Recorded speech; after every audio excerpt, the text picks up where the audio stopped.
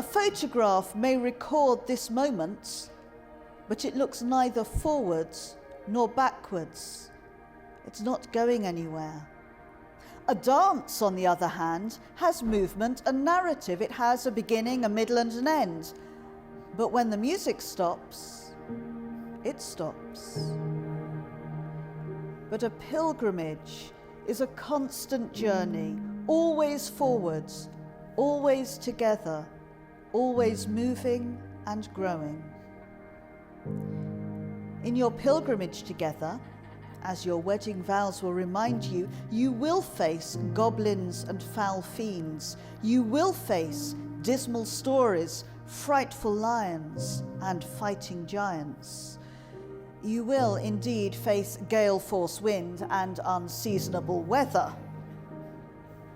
And the wedding vows call these the worse, the poorer, the sickness and death, and others who may get in the way of you two getting together. A pilgrim on a journey travels towards God and with gods. He has a pilgrim's staff to prop him up when he's tired, or to fend off those goblins, giants, lions, and other enemies. He has a pilgrim's hat to keep the wind and the rain and too much sun off his head. And today, you will promise to be the pilgrim's staff for each other, the pilgrim's hat for each other, the pilgrim's companion for each other.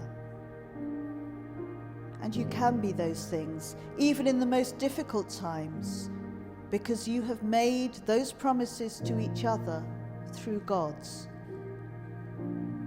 May God bless you today and always. When I was asked about which part of today I was most looking forward to, I said it was probably seeing Gemma come down the aisle, and she certainly didn't disappoint. Over the best part of 12 years, we've gone from two people struggling to string a sentence together after being forced to sit next to each other on a roller coaster, to two people who genuinely can't stand being apart. If there's such a thing as a stereotypical boyfriend, I think it's probably safe to say I've never really been one. I think the term man-child probably is a pretty accurate description. I can't go past the playground without wanting to go and climb things. If I see an Argos catalogue, I still go straight to the back to look at the toys, and most of my smart socks have superheroes on them. But I'm lucky enough to have someone who doesn't just put up with those little quirks, but actually seems to find them quite endearing and loves me all the more for them. Having been together for so long, Gemma and I have basically grown up together. We've developed most of the same likes and dislikes, the same sense of humour, even the same relaxed attitude towards housework. As cliched as it is to call her my other half, it really does feel like we're two halves of the same person. The first time we met with the vicar, she gave us a booklet full of questions and asked us to go away, answer them separately, and then compare our answers to see how well we work as a couple and to see if we could learn anything from each other.